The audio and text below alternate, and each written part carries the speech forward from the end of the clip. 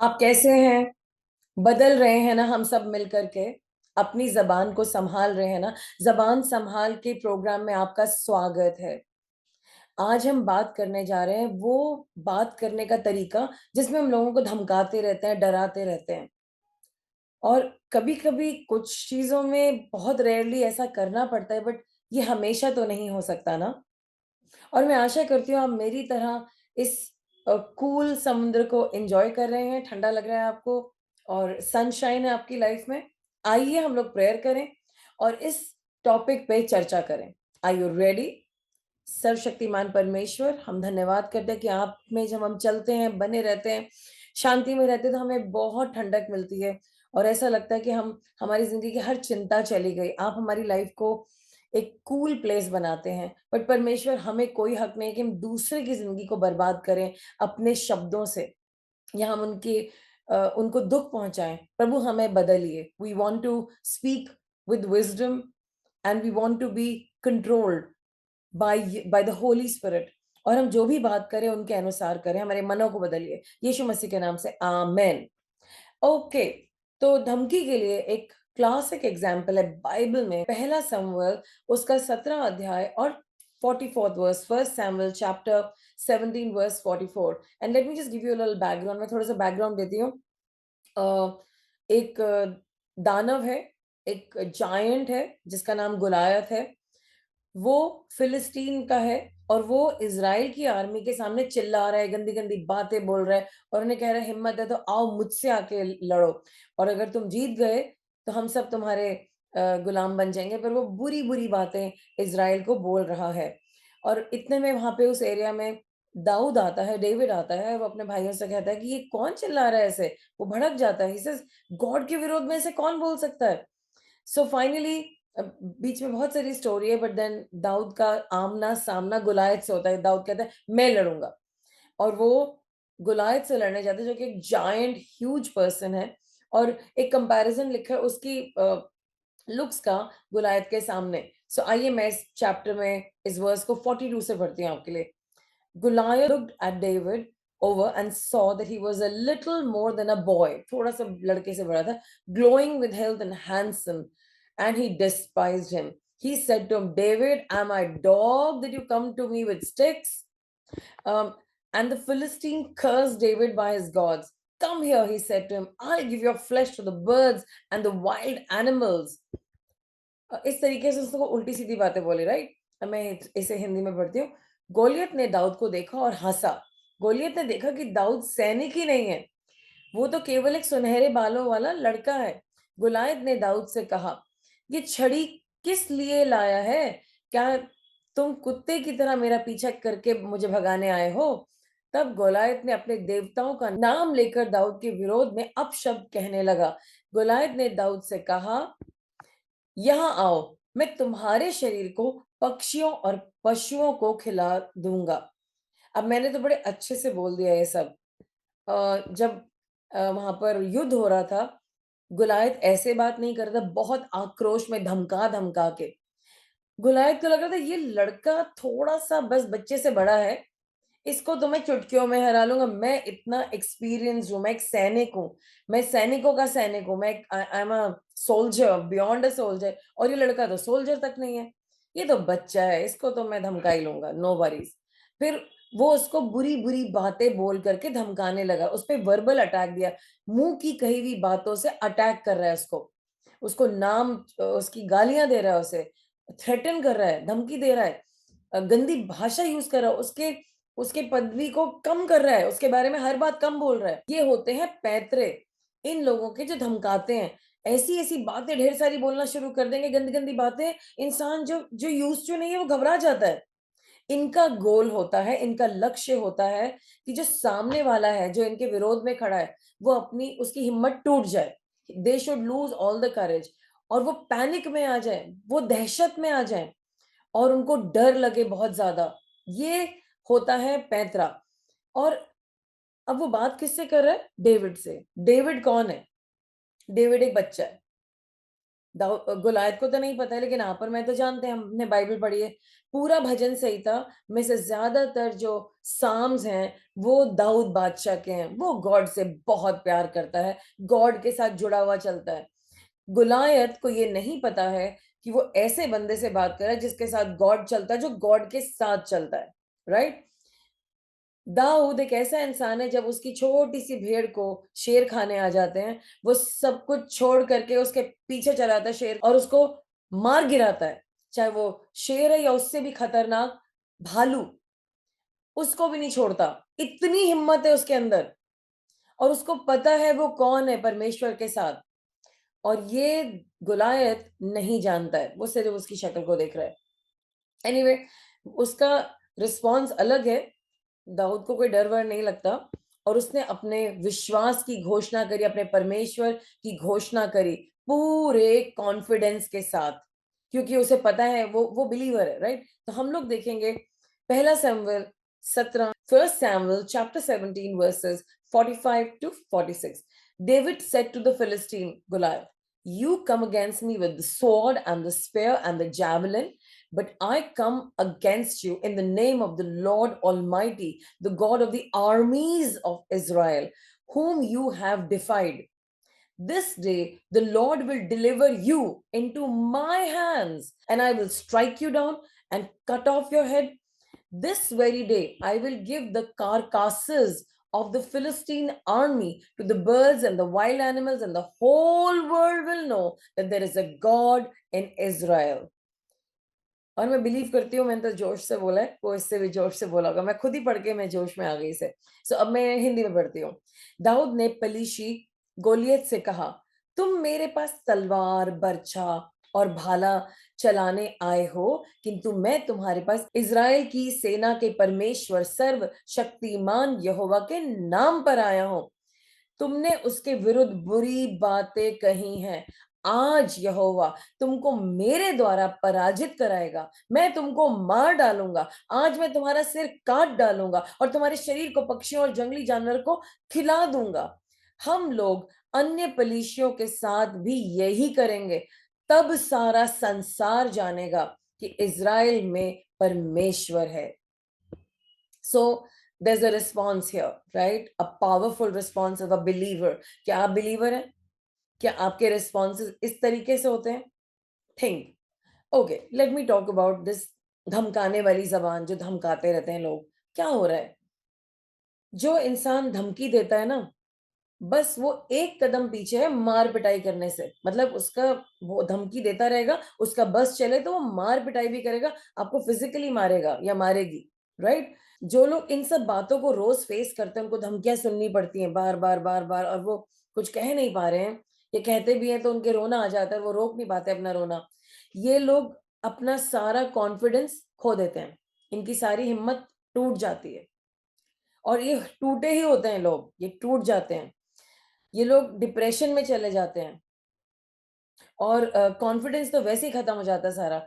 अगर आप इनसे बात करोगे नहीं, ढंग से बोल भी नहीं पाते ऐसे लोग, क्योंकि अब और जब बोल नहीं पा रहे हैं, डिप्रेशन में हैं, हिम्मत टूट चुकी है, इन लोगों के मन में कोई इच्छा नहीं है दुनिया की बातों की। ज़बरदस्ती तैयार होते हैं, ज़बरदस्ती जाते हैं, मुस्कुराते हैं, नौकरियाँ भी करते हैं ऐसे लोग, मेट्रो में भी जाते हैं, खाना भी बनाते हैं, घरों में भी दिखाई देते थे, स्कूल में भी होते हैं, बच्चे होते हैं, टीचर्स होते हैं। बहुत सारे तरह के लोग होते हैं, लेकिन इनकी इच्छा कुछ भी नहीं है। थके हुए होते हैं ये लोग, इनको नींद बहुत आती है, इनके दिमाग में बोझ होता है और ये लोग कन्फ्यूज़ हो जाते हैं। वर्बल अब्यूज़ वाले लोगों के जो शिकार होते हैं, जिनको वो कर रहे होते हैं, ये सारे लक्षण उनमें पाए जाते हैं और हमेशा इन्हें लगता है कोई मुझे कुछ कह देगा, कोई मुझे कुछ कह देगा, कोई मुझे धमका देगा। स्ट्रेस में रहते हैं, नींद भी ढंग से नहीं आती, थके रहते हैं और इनका जो एस्टीम है, जो आत्मसम्मान है, वो खत्म हो गया होता है। और ये हमेशा परेशान रहते हैं और इन्हें पता भी नहीं है कि परेशान ये सब हो रहा है इनके साथ। इनिशियली इन्हें पता नहीं चलता कि ये सब हमारे साथ हो रहा है। They don't know it. और कई सालों ये इसी में रह सकते हैं और इनको कुछ नहीं पता ये, लेकिन फिर भी गिल्टी होते हैं। इन्हें लगता है उस इंसान को हमने कुछ गलत किया, हमें उस इंसान को खुश करना है। सारे दिन डरे रहते हैं उस इंसान को खुश करने में और इन्हें कहीं न कहीं ये विश्वास हो जाता है हम ही गलत हैं। ऐसा देखा है आपने? क्या आपने ऐसे लोगों को जानते हैं आप? मैं जानती हूँ बहुत सारे लोगों को। मैं बता भी नहीं सकती किस तरह की उनको धमकी दी गई थी। Specially there was a family, उनको कहा गया कि यीशु मसीह को छोड़ दो और बेचारे उन्होंने निर्णय ले लिया था कि अब जो होगा देखा जाएगा, और फिर बोलने के बाद नेक्स्ट स्टेप आ गया, वर्बल अब्यूज़, धमकी के बाद नेक्स्ट स्टेप भी आया, फिज़िकल मारने का, और ऐसा हुआ था। और बिल्कुल उस वक़्त दुष्ट आत्मा आ गई उस इंसान के अंदर, ऐसा हुआ, धमकियाँ। जानते हैं आप ऐसे लोगों को? जो ये हैं लोग, इनको आपकी मदद की ज़रूरत है, आप बिलीवर्स को। पहले प्रार्थना, क्योंकि आपकी सुनेंगे नहीं, ये कन्विंस्ड हैं कि वो सही है और हम गलत हैं। आपको पहले इनके लिए प्रेयर करनी पड़ेगी। क्या हम तो किसी के साथ ऐसा नहीं कर रहे ना? गलती से किसी एरिया में चेक। जेनेसिस 1:28, वहाँ क्या लिखा है? परमेश्वर ने कहा, मैंने तुम्हारे को हर जीव-जंतु और हर चीज़ पे अधिकार दिया है, चीज़ पे। लेकिन वहाँ ये नहीं लिखा मेरी बाइबल में कि उन्होंने मनुष्य को मनुष्य पे अधिकार दिया कि हम उसके साथ बुरा व्यवहार करें। ध्यान दीजिए, कि यहाँ तक कि यीशु मसीह ने बाइबल में कहा कि मैं तुम्हें अधिकार देता हूँ, दुष्ट पे, उसके कामों पे, मनुष्य पे नहीं कि हम उसे धमकाएँ और उसके साथ बुरा करें। लेकिन एक बात बोलना चाहती हूँ, जब हम ऑफ़िस जाते हैं या कुछ रिलेशनशिप्स हैं, हमारे पेरेंट्स हैं, हमारे बच्चे हैं, रिश्तेदार हैं, बड़े-बुज़ुर्ग हैं, हम उनको सरेंडर करते हैं। हम उनके अंडर आते हैं, उनको हमारे ऊपर अथॉरिटी होती है। वो हमारे लीडर्स हैं। जैसे हमें बच्चों पे अथॉरिटी है, तो वो है, लेकिन यहाँ पे धमकाने की बात हो रही है। ओके, देन अ, जब कोई आपको ऐसे बोल रहा है, आपको क्या करना है? सबसे पहले तो प्रेयर करनी, क्योंकि आपका दिमाग काम नहीं कर रहा, आपको चर्च जाना है, आपको चर्च की हेल्प लेनी है। आपको कहना है उनको कि वो आपके लिए लगातार प्रेयर करें। तब जाके कुछ चीज़ें हटेंगी आपकी लाइफ़ से। टाइम लगेगा ऐसे इंसान को हील होने में, राइट? और आपको अगर सेफ है, ये नहीं है कि आप किसी से बात कर रहे हैं, रिप्लाई कर रहे हैं और वो आपको मार ही दे, मर्डर कर दे आपका, या थप्पड़ लगा दे। You have to be safe, you know. But अगर ऐसा हो रहा है, तो आप एक स्टैंड लीजिए और एक जवाब दीजिए। डिसाइड करिए, आज से मुझे दबना नहीं है और धमकी नहीं सुननी है। लेकिन शुरू में कुछ बदलेगा नहीं। वो इंसान सोच रहा है वो आपको धमका सकता है, लेकिन जब उसको लगेगा, जो इंसान आपको धमका रहा है, कि जवाब मुझे सामने से मिल रहा है और आपके जवाब में धमकी नहीं है, क्योंकि अगर आप धमकाएँगे, तो वो इंसान और धमकाएगा। लेकिन आपको एक ऐसा स्ट्रॉन्ग जवाब देना जो बुद्धि से भरा है, उसके लिए आप हेल्प ले सकते हैं लोगों की, जो समझदार लोग हैं, जो आप नहीं देख पा रहे जो चीज़ें, वो देख पा रहे हैं। आपको ऐसी बातें बोलनी पड़ेंगी, धीरे-धीरे करके वो इंसान रियलाइज़ करेगा कि अब आप उसके विक्टिम नहीं हैं, आप उसकी धमकी नहीं लेंगे, और वो सुधर जाएगा। अब वो नया जाकर के शिकार ढूँढेगा। या फिर सुधर जाएगा, कहेगा ये तो हो ही नहीं सकता, अब ये तो मुझे सुनना पड़ेगा, मुझे भी सुनना पड़ेगा, तो वो अपनी एक्टिविटी स्टॉप कर देगा। बट आपको खड़ा होना पड़ेगा बोल्डली, जब आप कुछ गलत कर ही नहीं रहे, क्योंकि आपको तो भ्रम था कि आप गलत हैं। हर चीज़ में आपको प्रूव कराया जा रहा था कि आप गलत हैं, आप गलत नहीं हैं, हर चीज़ में नहीं हो सकता, और अगर आप गलत हैं, तो सुधारिए अपने आप को। अगर आपकी गलती की वजह से कोई आपको 100 दफ़ा एक बात बोल रहा है और अंत में वो आपको धमकी देता है, अगर तुमने नहीं सही किया तो मैं तुम्हें छोड़ दूँगा, मेबी जस्ट अ धमकी, और वो परेशान हो गए, तो आप उसको सही कर लीजिए, ठीक है? एक क्वेश्चन पूछूँ आपसे? क्यों नहीं जवाब दे पाते हैं आप? क्यों सुनते रहते हैं? चैट करके बताइए। मैं एक सिस्टर को जानती हूँ, अ, उनके हस्बैंड ने उनको नए-नए तरीके से धमकाया कि तुम ये नहीं करोगी तो मैं छोड़ दूँगा, फिर तुम ये चली जाओ, ये क्या खाना बनाया है, ऐसे कोई खाना बनाता है, नहीं खाना है मुझे तुम्हारे बनाया हुआ खाना। और एक नई बहू आएगी तो क्या सोचेगी? इतना इतना परेशान कर रखा था, बट मैंने इतना समझाने की कोशिश करी उस पर्सन को, वो नहीं समझे। दिस जिनको जो लड़की थी, उसको लगता था उसका पतिव्रता धर्म है कि उसको ये सब सुनना है, ये सही है। बहुत सालों के बाद समझ में आया और बहुत सारे साल बर्बाद हो गए, और अब भी वो इंसान बाहर उभर रहा है, when she is trying to come out of it. So not acceptable, right? अगर वो मेरी बात पहले सुन ली होती तो शायद आज सब कुछ ठीक हो गया होता। बट आई अंडरस्टैंड वो मुश्किल था समय, नहीं समझ पा रहे थे। और अगर हम धमकी देने वाले लोग हैं और हम हर थोड़ी-थोड़ी देर में लोगों को धमकी दे देते हैं, आपको पता है सामने तो लोग सुन लेंगे और ऐसा लगेगा सुन रहे हैं, लेकिन आने उसके बाद वो आपसे नफ़रत करने लगेंगे और धीरे-धीरे करके रिबेलियन भी कर सकते हैं, विरोध करेंगे आपका और उल्टी जवाब देंगे आपको। ये जो उल्टा जवाब आ रहा है ये इसीलिए कि वो आपसे रिज़ेंटमेंट करते हैं, अंदर ही अंदर नाराज़ है, बहुत डीपली नाराज़ है वो आपसे। और हो सकता है कि फिर ये लोग आपसे बात ही ना करें और कट लें, चले जाएँ। They don't want to have a relationship with you. So do you want to be that person? अपने आप को फिक्स कीजिए। Please fix yourself. और गॉड ने हमें यहाँ पर इसलिए बनाया है कि हम इंस्पायर कर सकें अपने भाई-बहनों को एंड द होल वर्ल्ड। सबको इंस्पायर कर सकें, एनकरेज कर सकें, जागृत कर सकें, उनसे उनको प्रेरणा दे सकें। धमकाने के लिए थोड़ी हैं वो लोग हमारे subjects. Make sense? Okay, questions again? Some more questions? Why do you need to threaten someone? आपको क्यों ज़रूरत है कि आप लोगों को धमकाएँ? क्यों? और असली मुद्दा क्या है? उसके नीचे क्या हो रहा है? नहीं, उसने ऐसे नहीं किया, उसने वैसे नहीं, नहीं, उसके नीचे क्या? और भी नीचे, मोर। और ये एक पैटर्न है, हमेशा आप ऐसे ही करते हैं कुछ दिनों के बाद? चेक। मेबी आप अपने बचपन में जो आपको एक ऐसा एनवायरनमेंट मिला, वहाँ पे कुछ भी आपके कंट्रोल में नहीं था। आज आप धमका-धमका के सिचुएशन को अपने कंट्रोल में लाते ताकि आपको कंफर्टेबल लगे। पर ये गॉड का तरीका नहीं है। तो कुछ लोग तो इसीलिए ये सब करते हैं क्योंकि वो अपने बचपन जैसा फ़ील करना चाहते हैं और वो कुछ चीज़ों को नियंत्रण में चाहते हैं क्योंकि बचपन में उनके पास नियंत्रण नहीं था।